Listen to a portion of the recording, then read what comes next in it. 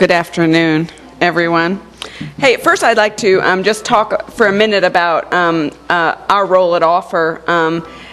At this point, I am the chairman of the Advocacy Committee, and Lauren Lambert, who is an attorney in town, sits on that committee with me. And we also have a physician, Landon Beals, that also sits on that committee. And some of the things that we've been trying to do this last year is identify some things that we could do in the community to change the outlook and the perspective in the community about these two diseases, chronic fatigue and fibromyalgia. Mostly, how can we change the insurance companies' attitudes about these two diseases? And so we've come up with some ideas and some things, and we're going to be working on these things over the next several years. We figure it's a massive undertaking, but if we keep plugging away at it, we might make some headway, and we're hoping to, aren't we, Lauren? No, we're going to make some headway, and so did anyone attend Lauren's or Clark Newhall's meetings on Social Security? Okay, yesterday. That was yesterday. Did you do one today at all? I did. I touched briefly on Social Security. Okay. But I do want to say that I'm not going to be talking about Social Security. At my office, we do not appeal Social Security claims. We leave that to the lawyers. That's the way the system is. And so when families call us about Social Security, we normally refer them on to lawyers like Lauren and ones that handle those types of disabilities, because we don't do that there. We concentrate our efforts on the administrative appeal process. We work for families and hospitals and doctors to see about getting that denial overturned during the administrative appeal process. Now, I'll talk a little bit more about my experience in long-term disability claims and things of that nature as we go through the slides. But one thing that I like to do is focus on what are the problems we have with these disabilities, with long-term and short-term disability. What are the problems that we've got today, and how can we work at fixing these problems and getting the insurance companies educated and working towards that end? And I think even judges, wouldn't you say some judges and physicians in the community too that need some more education on these diseases. And so we're hoping that we get, over the next several years, that we get a whole bunch of foot soldiers out there that learn something and can keep talking about it and getting some more discussion going with this type of thing. So I'm glad to see what I'm going to consider foot soldiers at this point. We had a small group yesterday of clinicians, and so it's really hard as we try to get clinicians that aren't familiar with the disease to get educated and learn how to help the families to get their claims paid. So it's a little bit of work. So I'll go ahead and start. Problem number one that we see all of the time is the disease processes are fairly new. In the industry, they are new. In the claim business, they're new. When I say new, I mean 20 years or less where they've been coming out, which creates a whole lot of problems with the fact that they are fairly new. We didn't have these diseases. Well, there was some trace of them maybe 100 years ago or whatever, but they were called something else and treated differently. So in the last 20 years, they've come up with these names for these syndromes or diseases, and it makes it difficult for even the insurance companies to know what to do with them, because until there's literature about them and they're given information about them, they don't update their information on it. And so it makes it more easy for them to deny the claims because they don't truly believe that the diseases exist or are valid. So since 1990, fibromyalgia, in my book, has been recognized as a distinct diagnosis. Chronic fatigue really came on strong in the 80s as a yuppie flu. In my claims experience, I started at Aetna in 1970, before computers. We all know today that computers pay claims now. People don't pay claims, computers pay claims, and so it's made it more difficult because until they feed information into the computer, will it know what to do? And in the context of these particular diseases, when I worked at insurance companies in the 1970s and 1980s, I never saw these diseases. I remember a disease called lupus, and that came out and was out in the 70s, and I remember we had to learn about it when I worked there. And so it was a long, ongoing process to get someone to recognize the disease process and get people to pay claims for them. In the 1980s, while I was working for a multiple employer trust in town, I used to do side work for an investigation company called Systematic Business Services out of Kansas City, Missouri. And that's when I really got to hear about these diseases a little bit more. They called me up and told me that I was going to go investigate someone who had chronic fatigue syndrome. And the investigations meant that I had to go to their house and interview them, interview their neighbors to find out if they were doing anything, you know, one of those kind of check up on them kind of jobs. And I remember when I got the request to go to this person's house, I said to myself, well, chronic fatigue, I'm always tired. What the heck does this mean? So I personally did a little research, tried to do some research, and didn't really find a whole lot about it. And I actually learned more about the disease going to this woman's house out in Bountiful and talking to her about it. And I wanted to be sure that I wasn't being biased against her. And one of the things is she looked really good. And I thought, well, she doesn't look disabled. She looks really good. And she walks fine and she talks fine, and you know, she was dressed fairly decent, and I personally didn't think that she was disabled. But I listened to her, and when I wrote my report, I wrote it favorable in her favor. And then several months later, I got a call to go do one for a fibromyalgia patient, so I had the same thing again. And so this happened when I was working for them as an investigator several times. It seemed to me like I never got called to go check somebody who had cancer. I never got called to go check on somebody who had, you know, AIDS. I got called to go check on people who had these two diseases. So I thought, well, something's really wrong. The insurance companies don't believe these people are disabled. And so they would send us out. And I quit working for them, probably at the beginning of 1990, but I'm sure that they still investigate people who have that disease. And I'm sure there's investigators who give bad reports on those particular diseases and syndromes. Okay, problem number 2 when it comes to claims is it takes a long time for the patient to be diagnosed.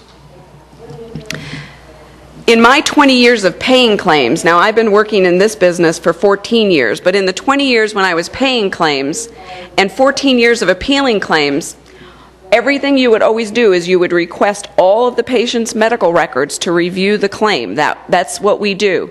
We want to get everything in our possession about the patient.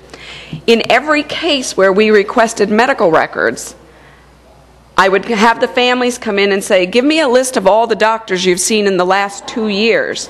And boy, they give me a big old long list. I mean, it was terribly long. And I'd say to my assistant, okay, well, we got to get records from all these doctors. And she'd go, okay. And it never ceases to amaze me how every single one of these fibromyalgia and chronic fatigue patients, mostly fibromyalgia, had seen so many doctors. And that was in a 1 to 2 year treatment period. And finally, if they were lucky, at the end of that 2 years, 1 to 2 years, maybe they got the diagnosis of fibromyalgia or chronic fatigue. Maybe. And I've had patients that came to see me after 2 years and still hadn't been diagnosed. They were still checking to find out what their problem was. Well, in the context of claims, that makes it very difficult to make your claim look good because you've got so many medical records. So it's a problem with these two syndromes. Well, where that stems from is the fact that the patients are going to doctors that don't know about the diseases. So if they don't know about them, then how are they going to get diagnosed quicker? So it kind of makes this big circle going around to get, how are we going to get this fixed? Now, the only other diagnosis that I saw that had similar problems was in the 1970s, which was lupus. We used to give doctors who are treating patients with lupus a real hard time.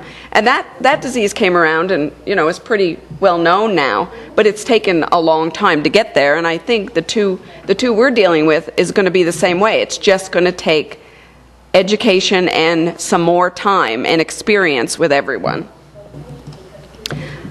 Now, problem number 3 is the insurance adjusters don't recognize these syndromes or diseases as a qualified illness. And why don't they? Because they got the medical records of all the 17 to 20, 15 to 20 physicians, and they think that the patient's doctor shopping. They do. They believe that you're doctor shopping. So if you've been doctor shopping, obviously you're looking to be disabled. That would mean you've been to so many doctors to get them to say that you're disabled. You've had to go to so many doctors. They think that you're going out shopping for doctors to say you're disabled. But you're really not. You're shopping because you can't get a diagnosis. But the insurance companies think that you're doctor shopping. And in the industry, that's a bad thing if you look like you're doctor shopping. The insurance company physician reviewers and the adjusters, just like the treating physicians, the ones who still haven't diagnosed you, have little or no training with the diseases. So if nobody has the training to diagnose, it just creates the doctor shopping, which in turn hurts the claim. So when your claim gets submitted, they're going to look at it and go, you know, this person doesn't have a diagnosis, and even if it is fibromyalgia, we don't believe it's a recognized illness, so we're just going to deny that claim. Also, the insurance companies haven't kept up with the medical literature, nor have they updated their claim guidelines. In the context of disability claims, there are books that are put out by companies that have a diagnosis. It will say cancer, you might have a cardiac arrest, whatever it is you've had, a myocardial infarction, a heart attack, whatever you have had, there is a book out there that says how long you're supposed to be disabled. Well, these diseases, these fibromyalgia and chronic fatigue, haven't even made it into these books yet. So until they get into the books, will the claim adjusters just pay your claim? And so it's a huge problem. And so as the medical literature evolves, we're hoping that the insurance companies at some point will get this information into their guidelines and have some references so that the claims just don't automatically get denied. Problem number 4, few measurable objective test findings. Now, if everyone has been around these two illnesses, you'll know that there is subjective symptoms. I have a headache, I have pain. These are symptoms. But the insurance companies want objective testing to pay your claim. Now, in 1990, we did get some criteria for fibromyalgia, but that's not made it into the claim guidelines yet. And the criteria for chronic fatigue was revised in 1994. That hasn't made it into the claim guidelines of the insurance companies either. Now, at Offer, we are working on possibly standardizing some measurable testing. Once we can get some good measurable testing that the insurance companies will accept, then it will be easier to get claims approved from the outset, instead of always having to work at the back end to get an appeal or to litigate the claim. We want to get these claims approved right when the claim form is submitted. We don't want to work on the claim after it's been denied, because once it's denied, it takes a lot more work to get them paid. Problem number 5, the patient has too many subjective complaints. This is a couple of things of what insurance companies say. Prudential at one point said the diagnosis of fibromyalgia is so subjective as to not be medically determinable. That was either in case law or in a letter that Prudential wrote. That's what they thought. Well, I think that's horrible. I couldn't even believe it when I read it myself. And I have letters at my office from insurance companies where they say the darndest things. They say, fibromyalgia is not recognized. It's not a recognized illness. I mean, they'll put it in the letter to me. Continental Casualty denied claims due to participants' self-reported symptoms. Even though there was a doctor saying that they had the illness, they didn't believe it. Lauren, have you got anything to add? No, I'm sorry. I didn't mean to distract. No, you didn't distract me. Okay. In the industry, in the claim arena, claims are ripe. I say ripe for denial because of these subjective complaints that we've got. There's no standardized testing, too many self-reported symptoms, the patient appears to be doctor shopping and or malingering. Didn't you say there was a case recently? I thought Landon said that the one case that he testified for you recently, the doctor on the other side had said that the patient was malingering. The doctor on the other side, for those of you that didn't hear him earlier presentation, he said that since the AMA impairment guides and the Utah impairment guides do not allow an impairment rating for a person with fibromyalgia and chronic fatigue, that an impairment in his mind rating was required for a disability. Therefore, if he couldn't give an impairment rating, therefore there was no disability, and therefore he determined that that person categorically could not be given disability benefits. And that decision was made before the person ever came to his office. But that was basically his testimony.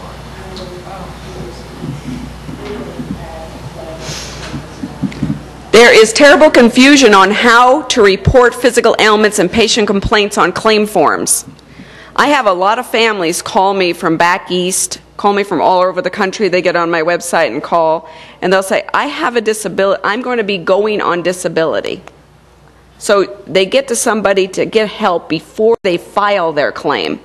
That is really important with these two diagnoses. Get help before you file the claim, not after it denies. So be proactive before filing. Talk to an attorney, talk to somebody who knows claims. Do it beforehand. That way the claim forms can be filled out properly so it won't create a denial. And one of the problems, again, is the fact that the physicians, if they're not familiar with the disease processes, they're not going to know how to fill out the forms either because they're confusing. And one of the problems is the fact that the diseases, sometimes you feel good, sometimes you don't. So it's even harder. This isn't just a physical problem where you broke your leg or you had back surgery. These are waxing and waning and doing all kinds of things, these diseases. And a doctor has to know exactly what to put on the claim form to make it go through correctly. And we're going to say we're not going to have any physician put something on the form that isn't accurate, but you want it to be accurate, but you want it to be in the context that's going to be successful the first time through. Yes? Is it like if they have something with low blood pressure and they've got a tilt-table test and they've got heart monitors and some things, is it sometimes easier to just go with maybe the heart problems rather than the chronic fatigue problems? It would depend on what the primary diagnosis is. You'd want to be careful there. And I'll talk about that in a few minutes. No, it's all right. There are some issues with making sure that you're putting the correct primary diagnosis. If the patient has a ton of comorbidities that are other problems that may be more primary than the fibromyalgia, it might want to list those because it will go through better. The claim won't maybe get denied. Yes.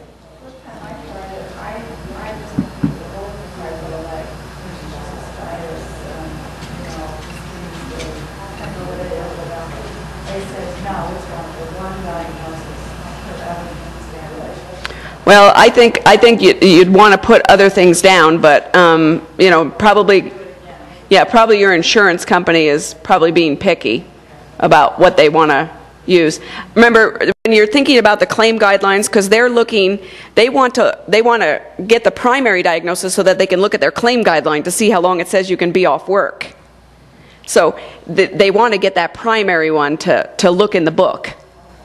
So they... Yeah, and I think it's the same with Social Security, isn't that right, Lauren? They deny it almost every time.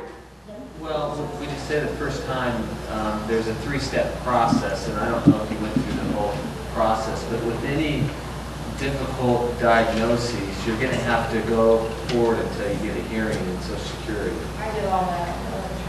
I've had clients refile, and then I've been able to get them the second benefits the second time. But I would just tell you, based upon my earlier discussion as far as this idea of being militant, you keep filing. Just let them take up your time until they realize the judge will get to the golf course sooner if he approves you rather than having you come to his courtroom file.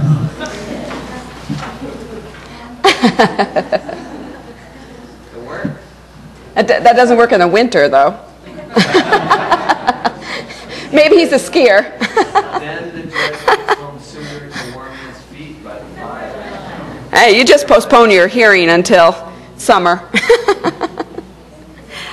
Okay, problem number 6 that we see with insurance, with long-term and short-term disability, is patients and physicians have poor knowledge of insurance requirements and policy provisions. How many in here has ever read their insurance policy? I'd like to see a show of hands. Okay. Okay. Well, that's all of yours, but I haven't read my own. How many of you know where your insurance policies are? Okay. Well, one of the things that I know for a fact is every time a family sets up an appointment to come to CMI to see us, they never have their policy. Maybe 1.5% of them do. That's about it. It is horrible. So I have to go through the trouble of getting a release form and writing to their employer and requesting their policy. Now, that's okay, but what if they've changed it? What if they amended it? What if your policy, your older booklet, was really good and it had some things in there that were helpful, and then they changed it and maybe they mail me the new policy and I have no way of knowing what it was you actually had at the time of your illness. And so it's really, really, really important to put policies in a box somewhere, in a folder, so you know where they are. I consider them personally to be gold. I consider them to be money in the bank because they mean a lot when and especially when it comes to the point of a claim denial. And I know 100% of physicians and their staff never review patients' policies. Doctors don't have time to review patients' policies, but they never review them before filing claim forms or when completing an appeal. And I'll talk about why that's so important to know your policies. It gives you an advantage when you're filing a claim. The reason it gives you an advantage is you can check up on the insurance company's accuracy. If they put in the letter to you denying your claim that your policy requires objective testing and you didn't submit any, well, boy, I tell you what, I'd be opening up my policy and looking for that language in there. Does my policy really require objective testing? I would say about 50% of the time, insurance companies say stuff in their denial letters that doesn't exist in the policy. 50% of the time. I have claims for health insurance where they will deny a claim is not covered. They'll say it's excluded in your policy, and a good percentage of the time we get the policy and look in the exclusions and it's not excluded. Now, if you think about why does that happen, how could they deny your claim as not covered when your policy covers it? Because the computers are paying the claims. How many different policies do you think they can program into a computer? So what they do is they take the standard policy provisions and put them in the computer and then use those to deny everything. And your policy may be better than the other guy's policy. So you have to have your policy to check that. And I'll give you one example. I had a lady from New York call me. I think, I can't remember her name, but anyway, she had insurance with Aetna. And she had insurance with Aetna since 1974. Well, if anybody had insurance back in the 1970s, policies were two-sided, and they were the size of a piece of paper, an 8.5 by 11 piece of paper, and they would have writing on the front and writing on the back. They weren't very like today. Today they're big, thick books. Well, this was a very small policy, and it was older, so it was more liberal. So they kept denying her vitamins, and she called me and said, well, they're denying my vitamin supplements. And I said, well, no insurance company pays vitamin supplements. She says, well, they used to pay them on this policy. And I said, well, why don't you mail me your policy? So she mailed me her policy, and lo and behold, there was a provision in her policy that specifically said, all services are considered medically necessary if the doctor writes a prescription. That's all it said. It's medically necessary if the doctor writes a prescription. Well, you wouldn't find that in most policies today, but she had a policy that was 20 years old. So she sent me her claims, and I wrote Aetna a letter, and I said, you know, Aetna, it's real nice, but, you know, you're dealing with an old policy here. And I had her send me her prescriptions. So I sent the prescriptions, and I sent the letter to Aetna, and I copied the policy. And I said, hey, you got to pay this. Sure, in your new policies, you deny vitamins all day long if you want, but this woman's policy says you got to pay them, because here's the doctor's prescriptions. So if she hadn't looked in her policy, she wouldn't have known that. But between the time when she'd originally been submitting supplements and the 1999 or year 2000 when I helped her, Aetna had gone on computer. So somewhere along the line, that policy wasn't programmed into the computer to pay vitamin supplements or ask for a prescription. So when I tell you that your policies are worth money, they really are, because they could say something that's very helpful to you. And then we have to remember why your insurance policy is important, because you only have 1 or 2 tries to get your claim approved or to get a denial overturned.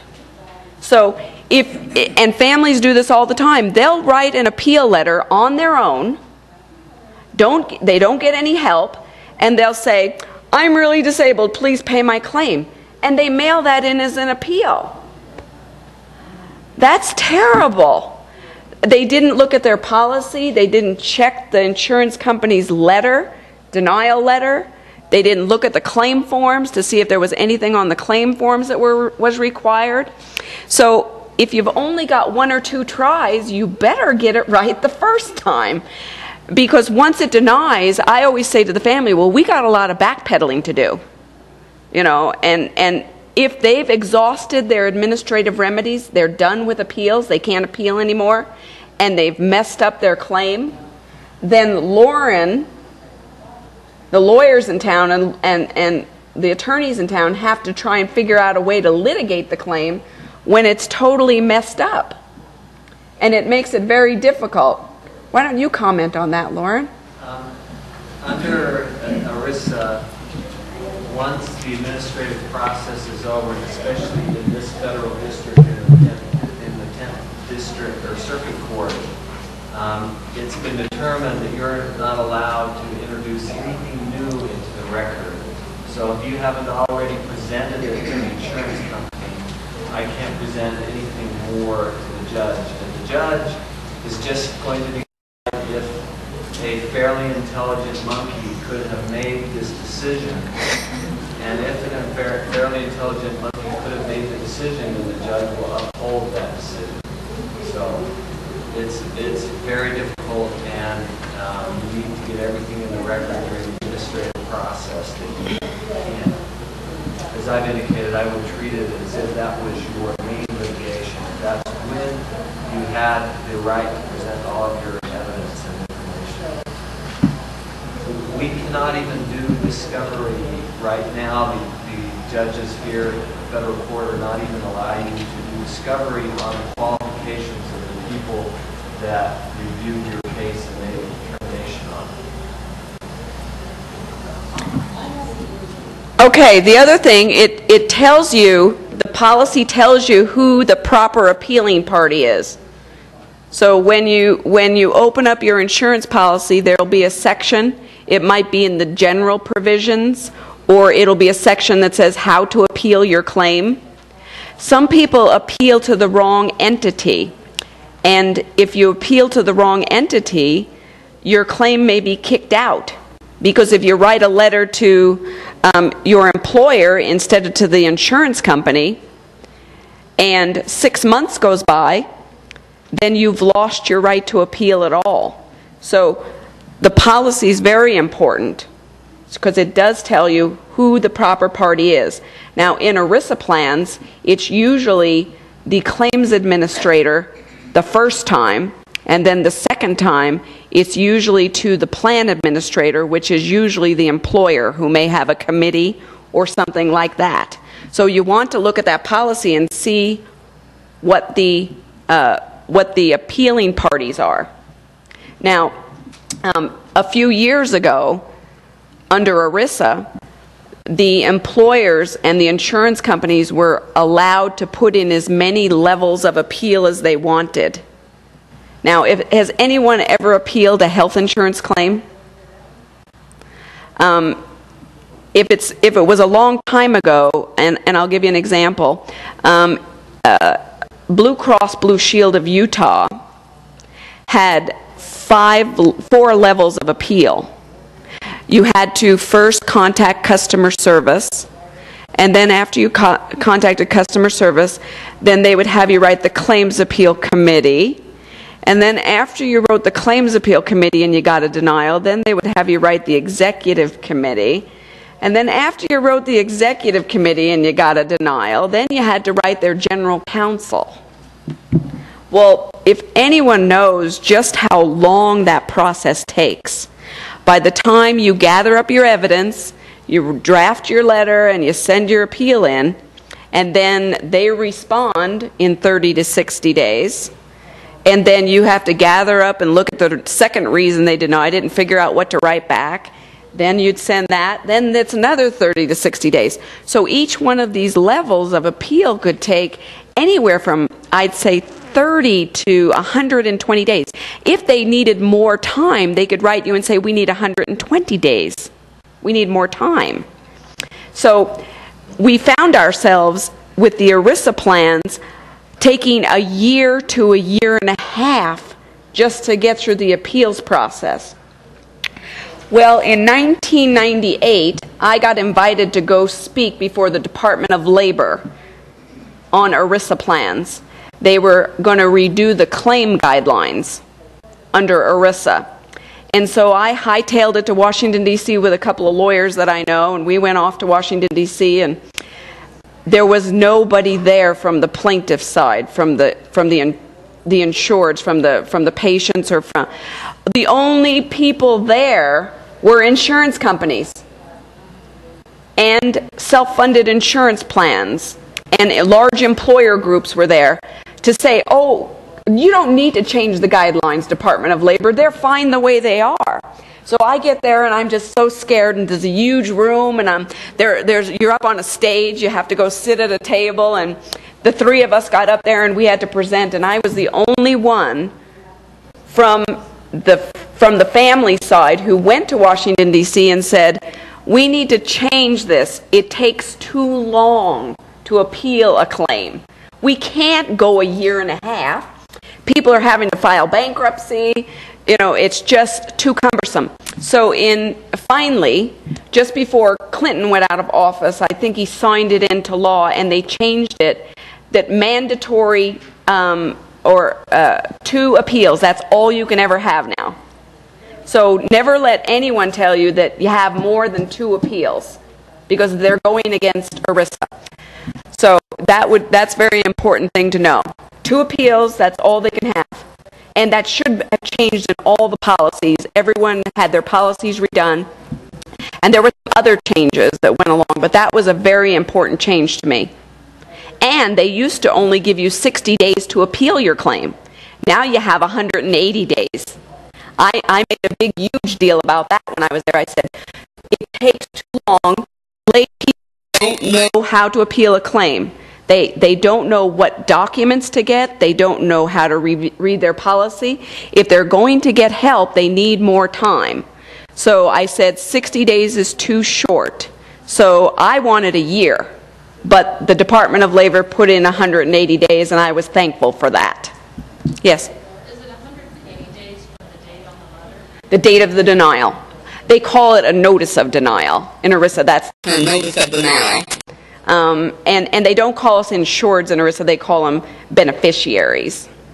We're plan beneficiaries in ERISA. So it's very important that you should know that. Yes? You know, I'm going to get into that in just 1 minute. I'll talk a little bit about it so you guys understand what that is. It's a federal law, actually. Is it? Yes. Okay, so I appealed for one time, and then I just kind of let it go. So now I'm just trying to get it. So what's that? Now, is this a whole new thing I'm going to do where I go to the... Well, you would have a second appeal. What you want to do on a second appeal is you want to look at the reason why what they're saying, why they're denying it the second time, and then you want to write a letter disputing their rationale, why they're now denying it. Then you could have a problem. They could kick you out. You'd want to look at your policy and see if there's a 180-day limit or a 180-day limit. If there is, you could be in trouble. One thing that ERISA requires before you can sue, and I think Lauren can comment on this, you have to exhaust your administrative remedies. If it has 2 appeals, you've got to complete them both before you can go see a lawyer who can sue them. Is that right? That's correct. So it's very important that you follow the appeal procedure to the very end. Or else you're going to go see a lawyer and you're going to be out. You can't do a thing.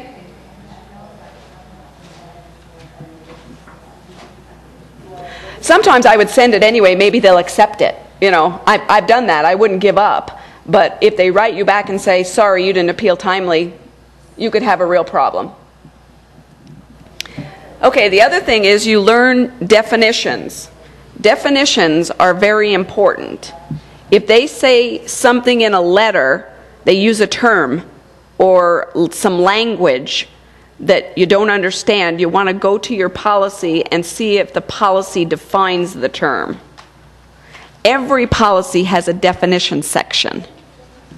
And they usually try to put the definitions in to where we would understand it.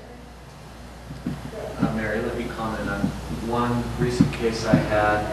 And in my handout materials, I provided policy language where it says that they will not cover an illness that is primarily based upon subjective complaints or symptoms.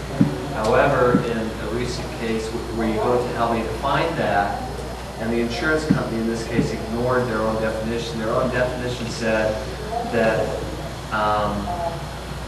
medically accepted clinical tests and findings are not considered subjective. So what you do is you take a definition like that, and then you show in the medical records where your doctor has made some clinical findings and examinations that have been medically accepted, and that's how you use that to your advantage. Okay, you have to understand crucial policy provisions that may affect the claims for long-term and short-term disability, such as objective testing, as Lauren just talked about, filing limits. How long do I have? In disability, it's called proof of loss. Now, somebody asked me a question yesterday and said, well, would a letter suffice as proof of loss? Yes. most of them want a claim form, but if you get something to them to let them know you're disabled, that could be considered proof of loss. So proof of loss is the term used in LTD policies. Other income deductions, what are they going to do if you've got Social Security? Are they going to hire somebody to help you get your Social Security? Well, why do insurance companies do that? Because they don't want to pay primary. They want Social Security to pay primary. I feel like writing Congress. I'm getting close, because I think in order to save money for Social Security, I think we need to make group health insurance primary to Social Security. Now, they did that years ago with Medicare. Medicare used to be primary in health insurance all of the time. That was the law. And then in the 60s, they changed it and said, nope, government doesn't want to be primary anymore.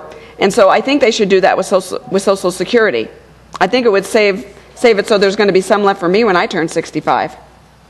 The insurance companies might raise premiums, but, you know, long-term disability is a very cheap coverage. You can get it very cheaply, especially if you got it through work on a group policy. Throwing in a good word for private businesses. Private businesses tend to use their money more economically, and that's actually why we have these problems. But the flip side of that is if, in my opinion, your long-term and short-term disability benefits of a private insurance were primary, they'll also be more careful with the way they run their programs necessarily. Because government programs tend to be dollar for dollar and more expensive. Yes.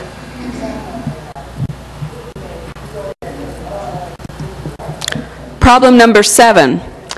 The patient has no noticeable physical impairments during an insurance company independent medical examination.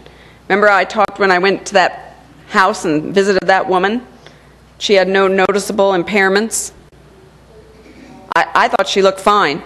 So insurance companies are doing independent medical exams a lot of the times. They're sending patients to get an exam. And of course, we won't say who hires the doctors they send them to. Will we, Lauren? Okay, the patients look too healthy to be sick. The patients don't know what to expect when they go to an independent medical exam.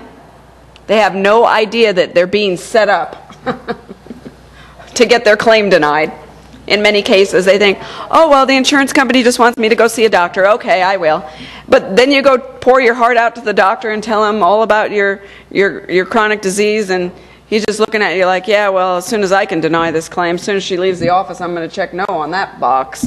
So the independent medical exam physician hired by the insurance company may have little training with the disease process. Again, we go back to that.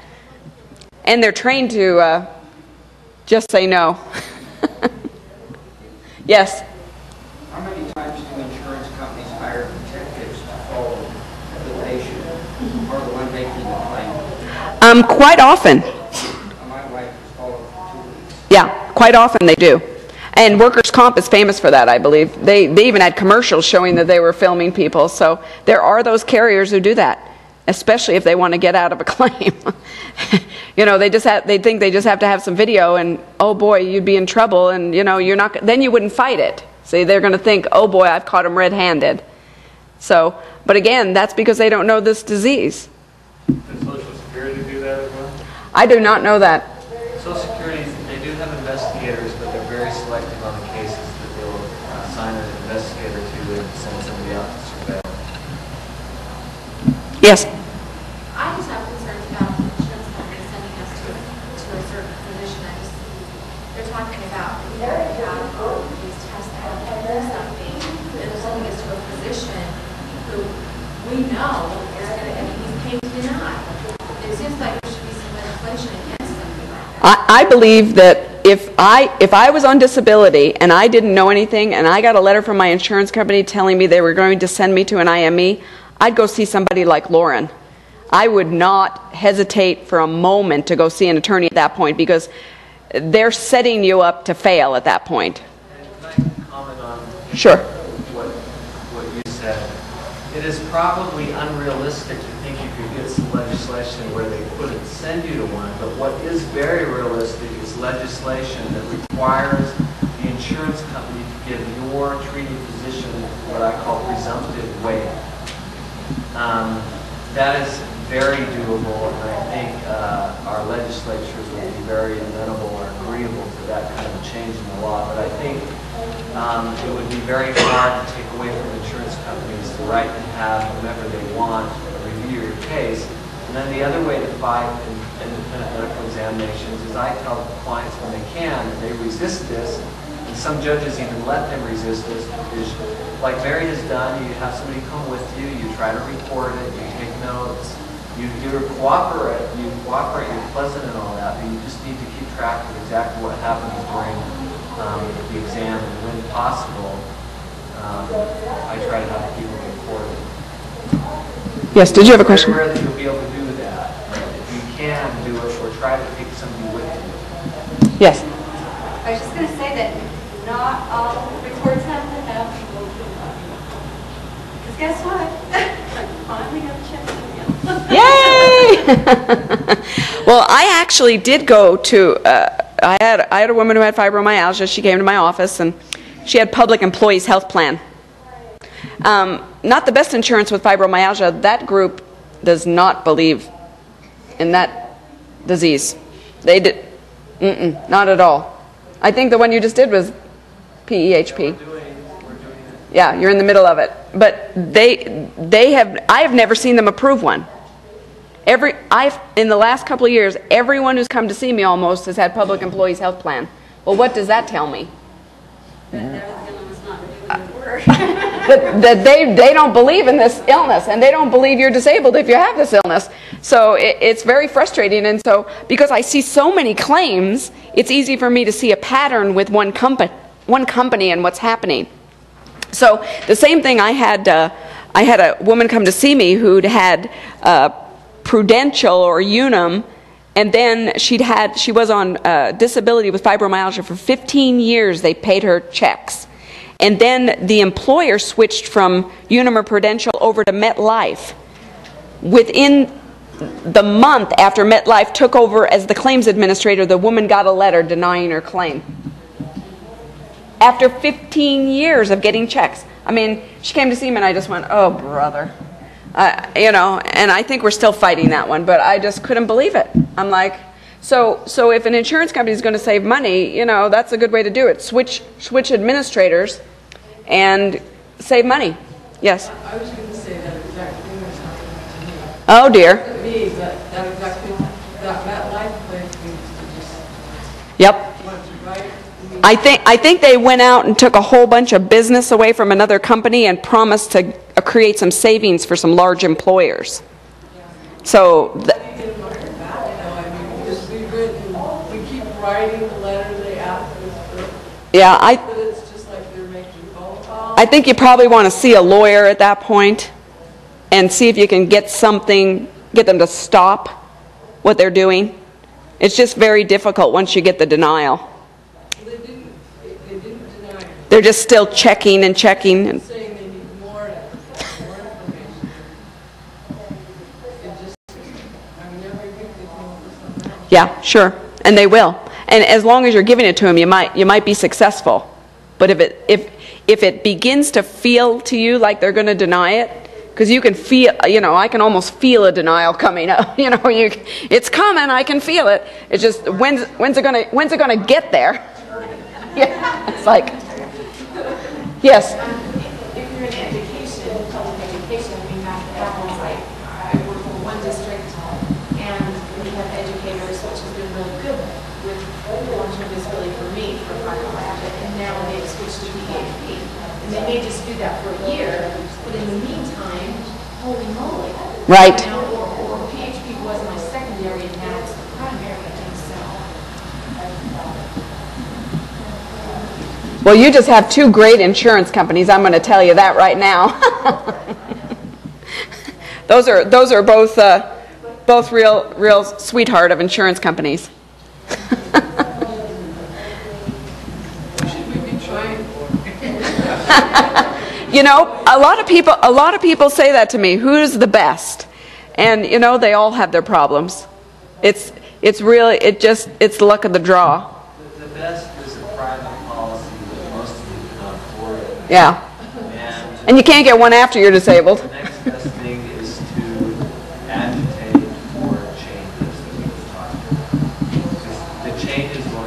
balance out the inequities. Yes? What is the thing that was mentioned today about Nevada's law changing? I don't know anything about Nevada's law changing. In Nevada and in California, they passed legislation that requires that insurance companies cover as other, and I haven't read it, this is just what he said, Dr. Peterson indicated that they have to cover patients with CFS and FM, and they have to pay for all of the therapies that are used in those centers, which would be a great thing. But not only, when you get something, a law like that, not only does it require insurance companies to do things, it creates credibility with judges and other people that have to make decisions. If there are some insurance mandates in other states, Utah will never implement them. Utah has no insurance mandates. They do not mandate insurance companies. This is an insurance state. Levitt was an insurance guy. I mean, they are pro-insurance here, and to get the state of Utah to do anything against insurance companies is very difficult. Oregon has 23 or 24 mandates that say if you write an insurance policy in Oregon, you got to cover obesity surgery. If you write an insurance policy in Oregon, you got to cover mental health. I mean, Oregon just is so proactive for the consumer. But in Utah, I just don't see it. I mean, maybe you can think of a way, but I don't see it. Well, I don't see it because we are so willing to concede to authority, and we assume that authority is going to work. And the other belief that we have, just generally as a culture here, is that businesses should be free to do what they want in contracting with individuals. But what people don't understand is insurance is basically a social contract. It works because there are a large number of people that agree to be a part of this program. The reality is that if you have, because we do it in auto insurance, we require certain things of auto policies, and when those laws were changed, the auto insurance companies fought them, claiming that all kinds of things would happen if we required personal injury protection, if we required certain limits, and they didn't happen. Because when everybody is participating in the system and everybody has to comply by the same rules, the insurance company will adjust as they would adjust to this. And that's what you have to understand, that this is a social institution, and we all participated in it, we all pay premiums, and if we're all under the same rules, the insurance companies will adjust. And they've adjusted in California. In California, they passed a Mental Health Parity Act, just in the last couple of years. That's, I think it was back in 2000, that says if you have a mental health disorder, it's considered the same as any other illness, so there's no limits on it. So, if I'm disabled, I might move to a better state, one that's a little more in my favor. I mean, we had insurance 200 years ago. It was when your neighbor's house burned down, everybody got together and helped you build it up. And we did exclude, like if this guy's house burned down, that he has fibromyalgia, so we're going to exclude him from our community. Yeah. We're not going to help him with that kind of problem. You don't do that as a small community because those people are visible. It's easy in a modern community where you're very conservative to suffer no pain from excluding a few people from your club. And that's what we're doing. True. Okay, in my experience, the independent medical exam physicians that the insurance companies hire never have a full set of medical records. So if you know of anybody or you get asked to come to an IME, get all of your medical records, every single page, and be sure you leave them with him or her. The one that I had gone to, with the woman, I had called the doctor's office and said, I'm going to attend this IME with this lady. And they're like, well, who the heck are you? And I said, well, I'm Mary Covington. I'm her case manager. and so I went there, and I brought a big old stack of medical records with me. And I got there, and I looking on the doctor's desk, and I said, are those the medical records the insurance company sent you? He said, yeah, and his stack was about that high. And I said, well, I bet I can tell you which ones they did send you. So you have to be proactive for yourself. Make sure that you get all your records there. And sure, why not go through them with him? Now, look here, doctor, and highlight all the sections that you think are in your favor. You can also obtain a copy of the report. So if you went to an IME and then they denied your claim, don't appeal your claim, get your policy and all your medical records, but you want to get a copy of that report and what was said. And under ERISA, they have to give you a copy of that report. It's required. Problem number 8. This is a big problem that I see. Insurance company tries to put the condition in a psychiatric classification so they can limit the payment. Happens every time. Not every time. But if anybody has an underlying depression problem or it's secondary to it, they're gonna try and limit it because it's in their favor.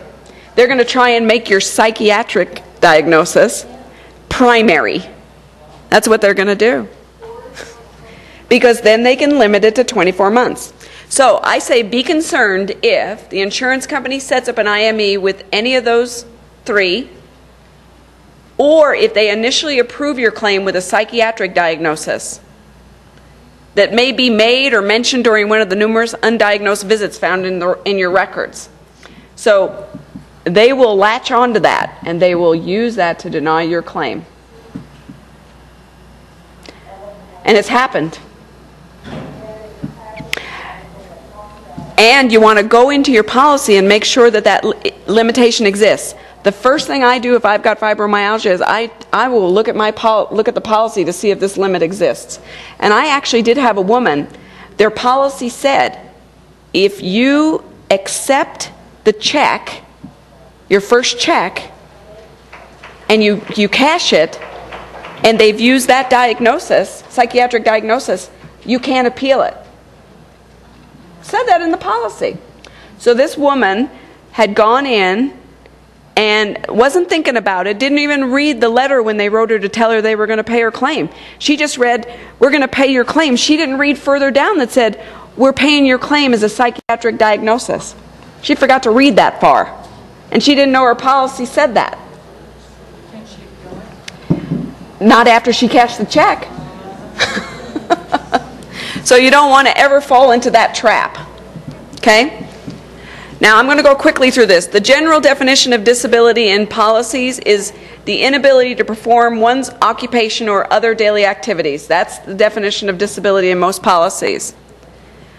Now, although medical expertise is necessary to determine physical impairment, many physicians and insurance companies know little or nothing about the demands of their patient's job when they make a disability determination. When you guys were out working in the workforce, how many of you had your job descriptions? Did you keep them?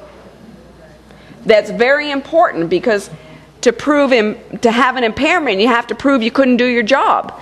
So most job descriptions list what it is you're supposed to do on the job. Hopefully it says that attendance is one, your performance is another, and then maybe it'll list your physical requirements, what you're physically required to do on the job. This is a part that's always forgotten with disability. When the physician or the insurance company doesn't know or fails to inquire about the demands of the patient's job, a statement about disability may be taken out of context and may not be wholly valid. So it's important to know you have to compare these things and include that in a letter to the insurance company in some cases. In my experience, it's not possible for a physician to assess the ability of an individual to perform their tasks on the job or to meet functional occupational demands because the physician is generally relying on medical information only, not on occupational requirements. To make a disability determination, it should really depend on these 2 factors. Getting their physical impairments and then describing the demands of their job. In other words, disability can only be determined by analyzing the physical impairment and the demands of the job and then comparing the two to see if the impairment prevents the individual from meeting job demands. Most physicians do not have this information when they appeal a letter to the insurance or appeal a denial or even submit your claim form. So I think that the patients fail. So we have to remember the patient's physician must inquire about the demands of the job and compare it. And then the patient's medical chart, claim forms, and all appeals must document this comparison to establish disability. Okay? About 99.5% of all medical records we receive, claim forms and physician appeals, don't list this information. And you can't feel picked on. Most physicians shouldn't feel picked on, because every time in every appeal, before we appeal the claim at my office, we write the insurance company and get a copy of the claim file. So I know what the insurance company did. I know all the phone calls they made. I know everything. And they have to give it to me under ERISA. Well, they don't have the job description either. So they made a determination about whether or not you could work based just on medical information. They never saw the job description. Sometimes I'll write the insurance company and say, would you send me that patient's job description, your insured's job description? Oh, well, we never got it. And I said, well, how did you determine disability if you don't know what their job requirements are and their physical requirements? Oh, well, we don't need that. We just know by the title of their job. Okay, I'm going to jump ahead just a little bit. We're going to just quickly talk, because there was some questions about ERISA. ERISA, what is it? Okay, ERISA. It is a federal law. It's called the Employee Retirement Income Security Act of 1974.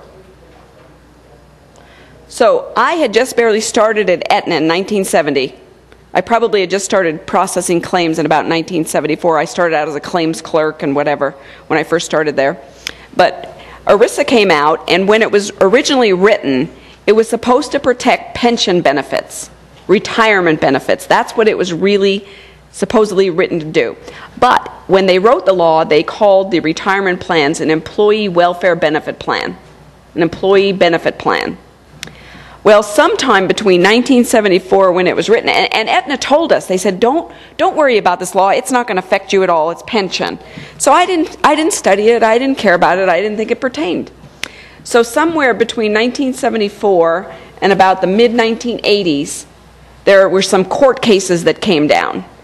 And there were defense lawyers for health insurance claims that found out that they could use ERISA in health insurance and long-term disability because they broadened the term employee welfare benefit plan to include any plan that an employer gives an employee. Your vision plan, your dental plan, your medical plan, your long-term, your short-term disability, those are all considered ERISA plans if the employer contributes to the premium. So if the employer contributes to the premium or puts money into a bank account to pay claims for its employees, it's an ERISA plan. The only things that are not ERISA plans are individual policies. Individual policies are non-ERISA because the employer doesn't pay the premium, we do. So if I get insurance with Blue Cross and I pay the premium myself and it doesn't go through my work, it's non-ERISA. The other thing, ERISA plans, the government excluded government plans. So if you have mail handlers or Government Employees Hospital Association or postal workers insurance, it's non-ERISA. So the government conveniently excluded themselves from that law, which they always do. They exclude themselves from every law. The other thing is it doesn't include church plans, so church plans are excluded, and city and county governments. So Educators Mutual, Deseret Mutual Benefit Association. If a church has a plan, like, well, that's Deseret Mutual. That would be LDS, church. So those are non-ERISA plans, never considered ERISA. But when you're dealing with ERISA, that's all you need to know. And those claims have to be filed in federal court, not state court. Okay? And they're governed by ERISA. COBRA, has anyone heard the word COBRA? COBRA was added to ERISA. It amended ERISA. COBRA is under ERISA. It's a federal law. That's a whole nother law. HIPAA also amended ERISA. So That is what ERISA is, and it doesn't really have much bearing on the claim other than you have to complete the administrative appeal process. They can only have 2 levels of appeal. You have 180 days to appeal your denial from the time you get the notice of denial. And it affects the lawyers who are working on the claims because they have to file in federal court and deal with federal laws. Now, the one bad thing about ERISA, and the reason employers like to be ERISA plan, is because you can't get damages. So every employer wants to have an ERISA plan because there's no damages. So even if they denied your claim for 3 years, you had to file bankruptcy, and you had to hire a lawyer to go to court, and it was 4 years later, and you finally got your claim paid, the only thing you'll ever get is your claim paid, and maybe your attorney's fees, if the judge decides that he wants to grant them. And that's it. We have lawyers, when we complete the administrative appeal process, we hire lawyers to go after the insurance companies for the families. We help the family get a lawyer. Well, I have lawyers today that won't work claims that are under $40,000 because they can't make any money. Employers, large employers and insurance companies, if it's an ERISA plan, there is no incentive to make them speed along because all they ever have to do is pay the claim. So when you think about that, and they just dig their heels in, and they just take their sweet time to do anything. So until the law gets changed one more time, we're still at its mercy. So, anybody have any questions? Yes? I have a COVID question. Okay. One of those frustrating things.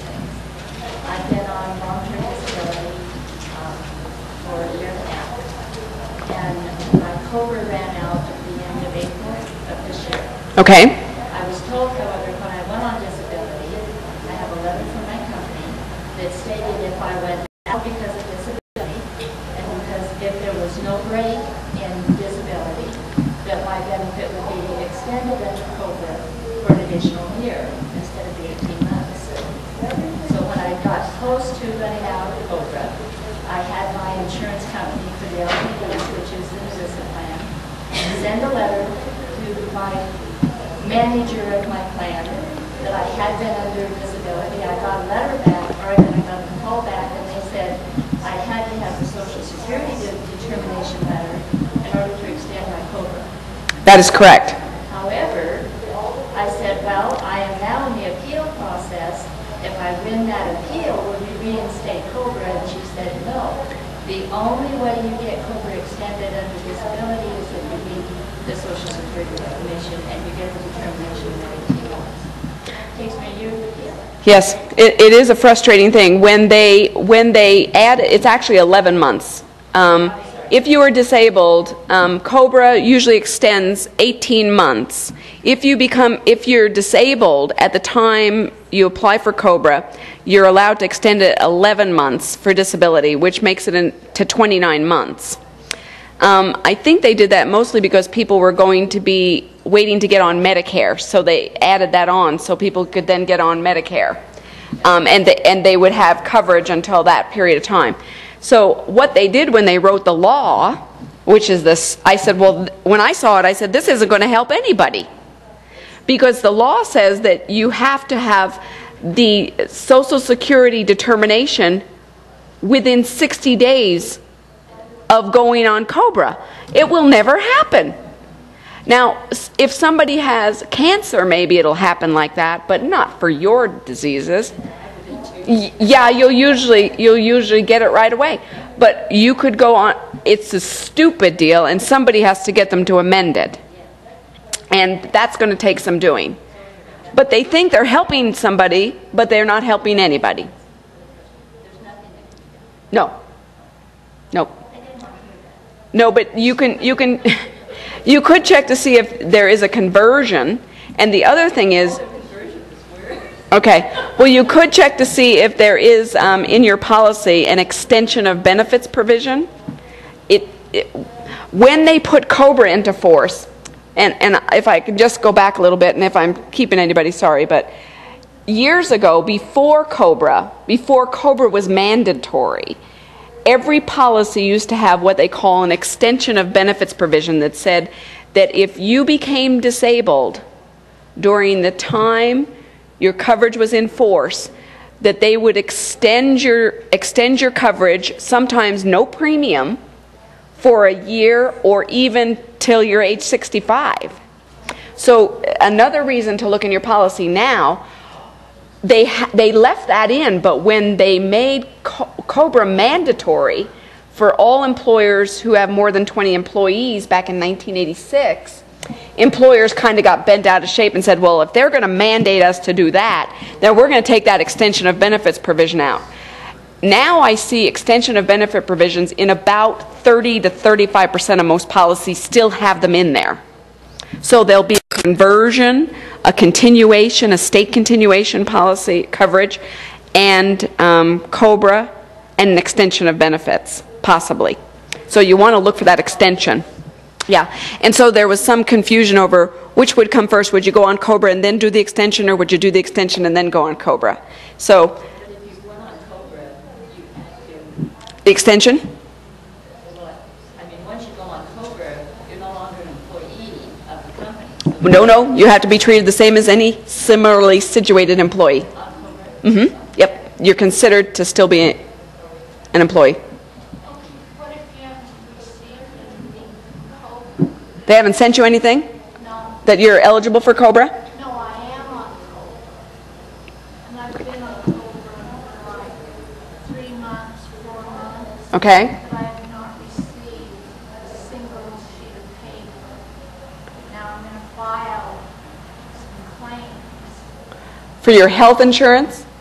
Uh-huh. You're going to file health insurance claims. Yeah, with COBRA. Okay, well that's fine. You won't need anything, you just file. They just keep you on the same plan. So when the employer pays the premium, your name's still on the roster. Well, when you pay the premium, they leave your name on the premium roster. And then they pay the premium to the insurance company, so you should be fine. You should be fine. The one thing that happens with COBRA, though, sometimes the employer gets a separate COBRA administrator. So they get a separate COBRA administrator, and they're collecting the premium, but they forget to tell the insurance company you've paid your premium. So then you got to go back to the COBRA administrator and say, hey, you better tell those guys over there I have coverage, because they're denying my claims. So that happens a lot. Oh, I beat them to it. I paid in advance. See, that's a good idea. Yes. Well, it depends on the qualifying event. For termination of employment, voluntary or involuntary, 18 months. Divorce, 36 months. If you're a dependent and you lose dependent status, because most policies, your dependents can only stay on to age 23 or 26, they get 36 months. If you're disabled within the first 60 days of getting on COBRA, then you get the additional 11 months on top of the 18. So, okay? No, I didn't say that. That would depend on your employer's package. You'd want to check with Human Resources. Yes. what did you say was the stood word here? The Employee Retirement Income Security Act of 1974. I always think I'm going to get a history lesson, so I always remember the years of the laws. I can't tell you when Magellan sailed the world, but I can tell you when ERISA was written. Okay, any other questions? All right, thanks guys. Appreciate it.